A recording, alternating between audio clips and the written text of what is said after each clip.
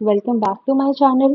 तो हम लोग मैथमेटिकल एनालिसिस की सीरीज पर काम कर रहे हैं और आज ये इसका फिफ्थ एपिसोड रहेगा। ठीक है।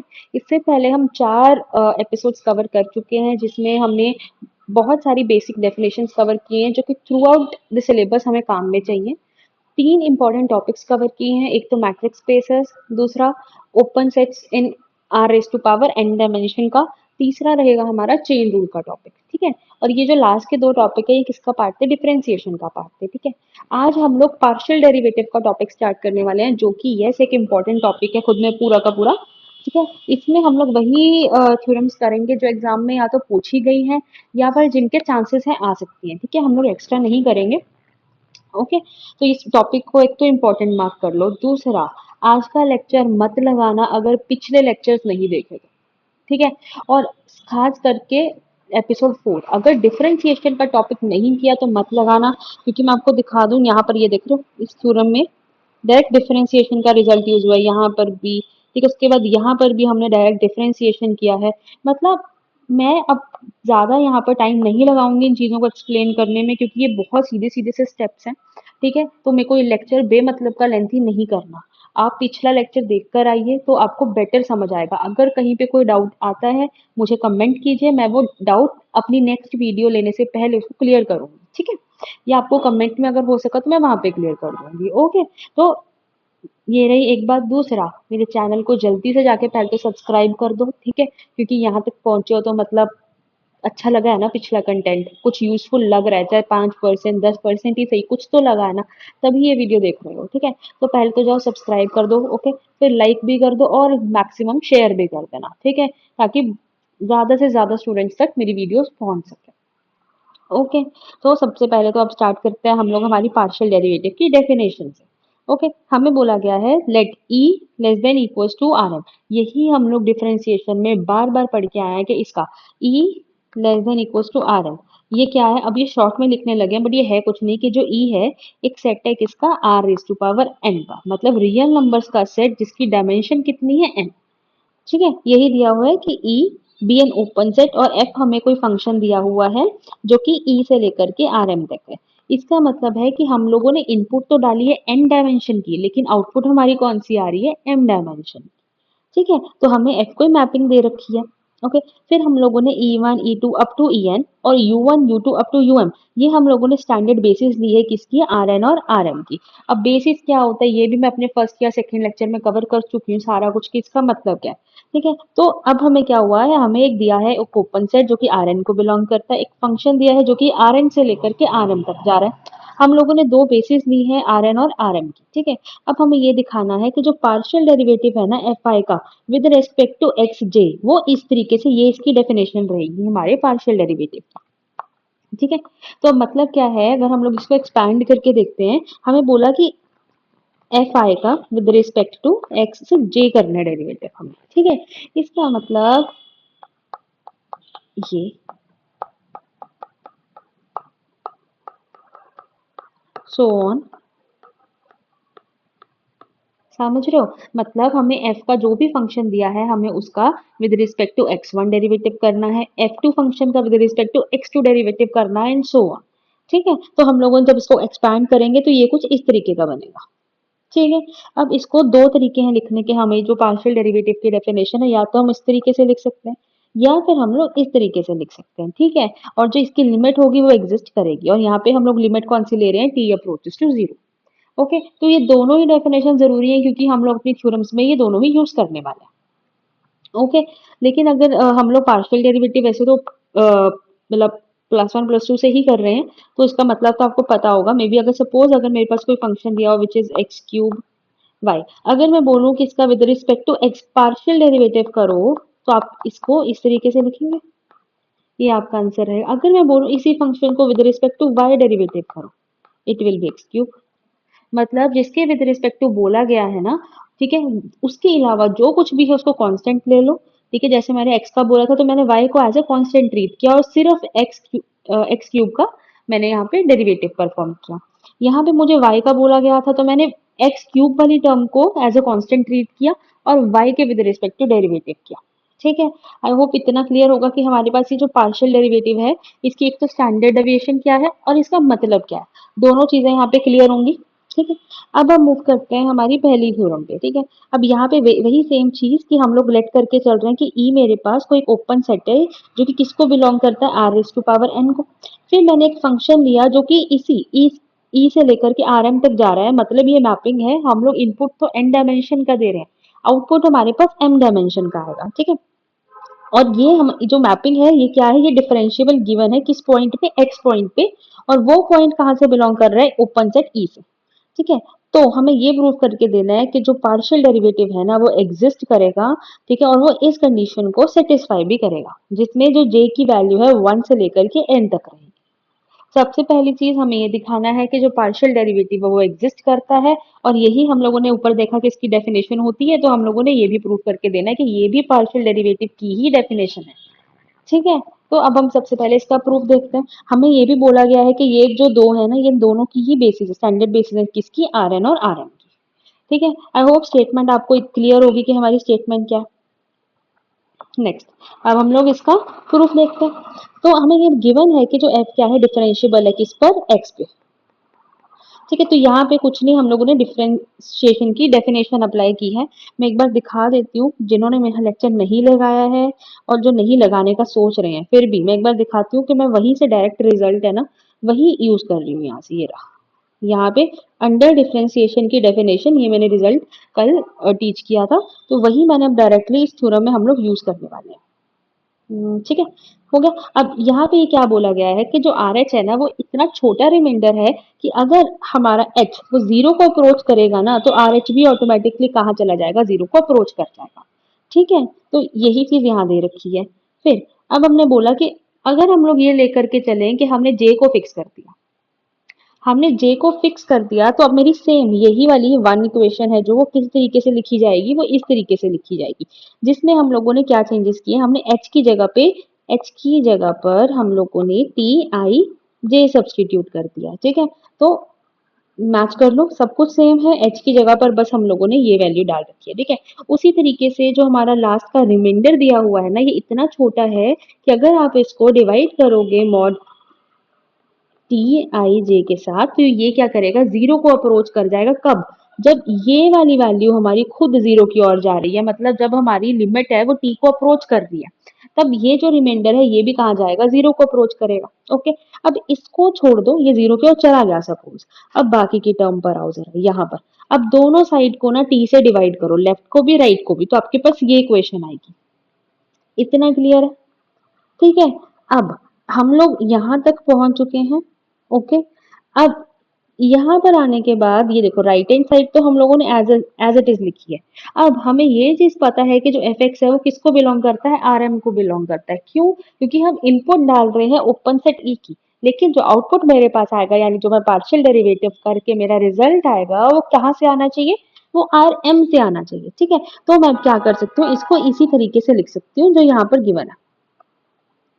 ओके। इसमें हम लोगों ने समीशन डाला है और यूआई ऐड किया है। फिर हम लोगों ने limit as it is summation को हम लोग बाहर ले आए, यहाँ पर कॉमन निकाला, और फिर बाकी की सारी टर्म में से हमने यूआई को कॉमन निकाल दिया, बाकी हमने एज इट इज लिखा। ठीक है।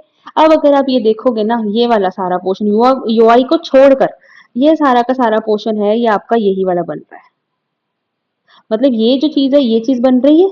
ठीक है। और ये किसके बराबर है, इसके बराबर है, तो हम लोग इसको इस तरीके से लिख सकते हैं। और ये किसके बराबर हो गई, राइट हैंड साइड के। ठीक है। और ये किसकी डेफिनेशन हो गई, पार्शियल डेरिवेटिव, यानी कि पार्शियल डेरिवेटिव एग्जिस्ट करता है और वो इसी इक्वेशन को सेटिस्फाई भी कर रहा है, क्योंकि एफ डैश एक्स आई जे किसके बराबर है, इसके। और हम लोगों ने यही चीज प्रूव कर दी। ठीक है। ये मेजरली ना स्टेप्स मैंने एक्सप्लेन किए हैं और कुछ नहीं किया। ये आप खुद अपने एंड पे समझ कर लिख करके देखोगे ना, आप लोगों से इजीली हो जाएगा। ठीक है। तो इसका स्क्रीनशॉट ले लो। ठीक है। तो अभी मैं इरेज कर देती हूँ ताकि जिसको पॉज करके स्क्रीनशॉट लेना है वो ले सके। प्लस अगर किसी को नोट्स चाहिए मेरे को पिंक करो कमेंट में, मैं टेलीग्राम के थ्रू आपको वो शेयर कर दूंगी।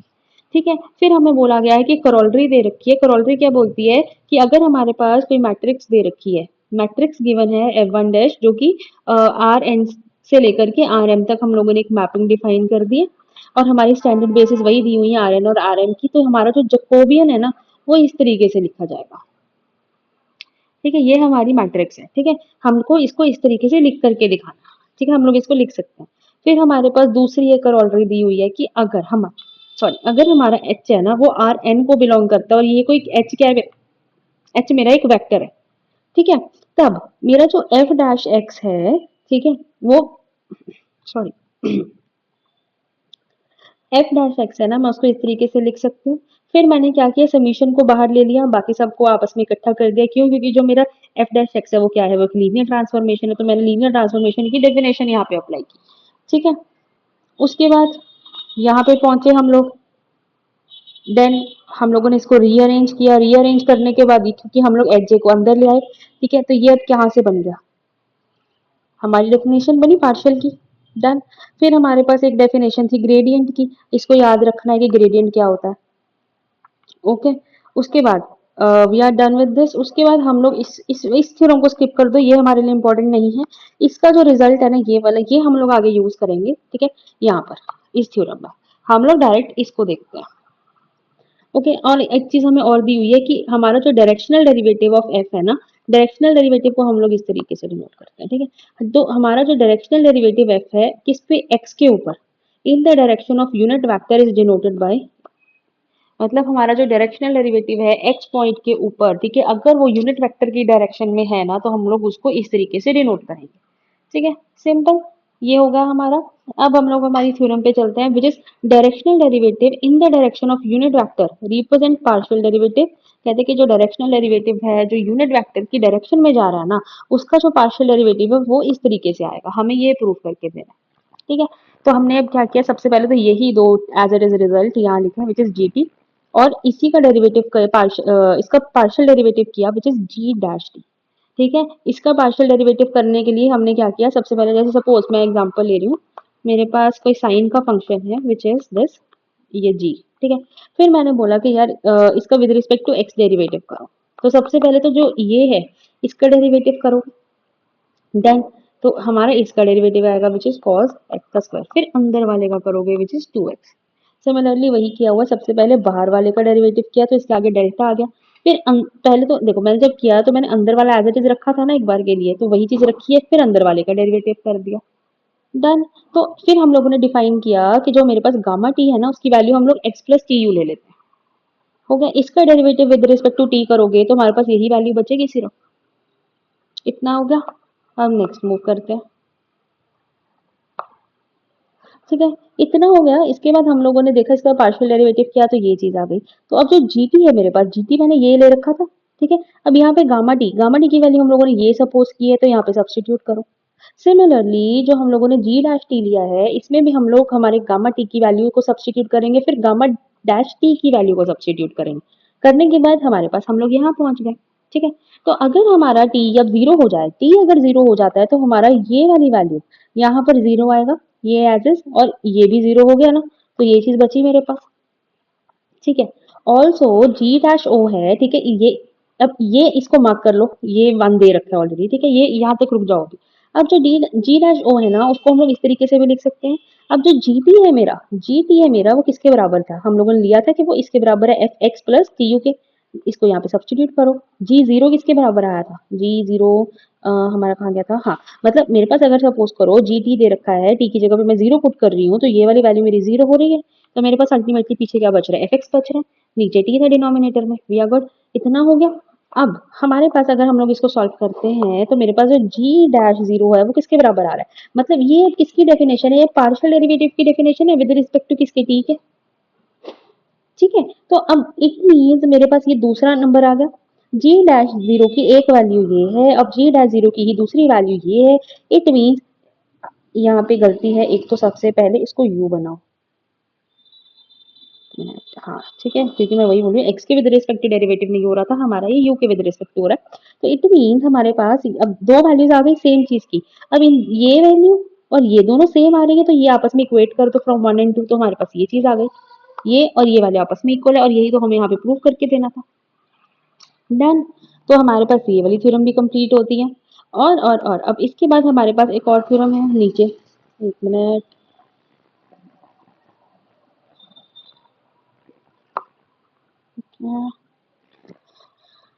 अब जो ये वाली थ्योरम है ये क्या बोलती है, अब जैसे हम लोगों ने ऊपर किया था कि जो मेरा डायरेक्शनल डेरिवेटिव है उसकी डायरेक्शन का किसकी ओर है, यूनिट वेक्टर की ओर। अब जो दूसरी लास्ट थ्योरम है वो क्या बोलती है कि जो डायरेक्शनल डेरिवेटिव है उसकी डायरेक्शन किसकी ओर है, नॉन यूनिट वेक्टर की ओर है। तो इसका जो लीनियर कॉम्बिनेशन होगा पार्शियल डेरिवेटिव का वो ये होगा, हमें ये प्रूव करके देना। ठीक है, तो अब ये लेट करके चले कि सपोज कर लो कि आर हमारे पास वैसे तो एक नॉन यूनिट वेक्टर नहीं है, तो हम लोग उसको इस तरीके से डिफाइन करेंगे, ये चीज हम लोग लेट करके चले यहाँ पे। ठीक है, नाउ नाउ डेल्टा एफ, ठीक है, एक्स, अगर इसको आर के साथ मल्टीप्लाई करते हो तो सबसे पहले तो यहाँ पे पार्शियल डेरिवेटिव यानी कि डेल्टा एक्स की डेफिनेशन डालो। आर जो हम लोग यहाँ पर लेकर के चले हैं वो भी सब्स्टिट्यूट कर दो यहाँ पे।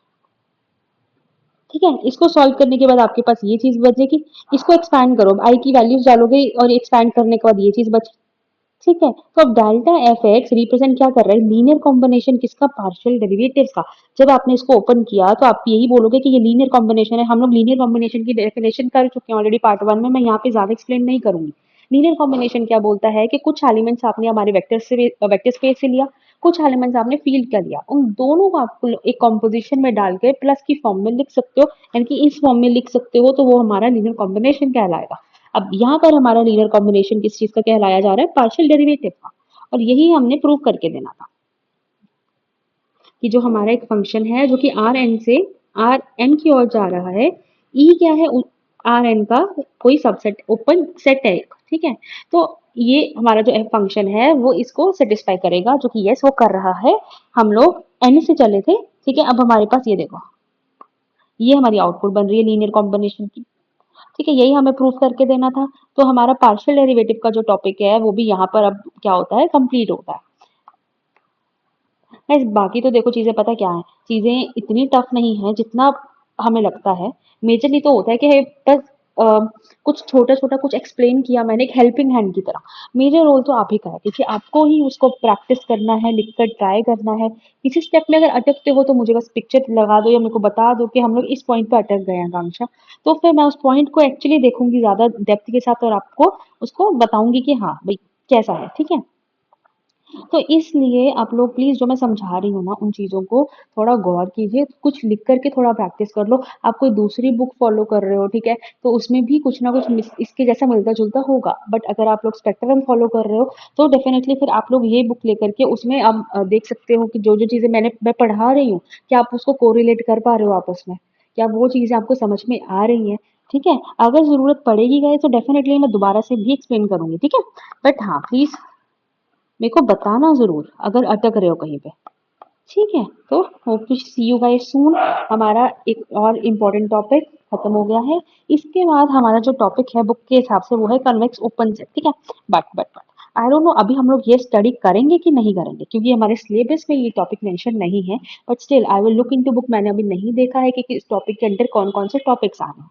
अगर कुछ इंपॉर्टेंट लगता है मुझे तो डेफिनेटली हम लोग हमारे नेक्स्ट सेशन में ये लेंगे, अदरवाइज जो हमारा नेक्स्ट इंपॉर्टेंट टॉपिक है हम लोग उसी पे मूव करेंगे। Okay, so thank you, bye bye.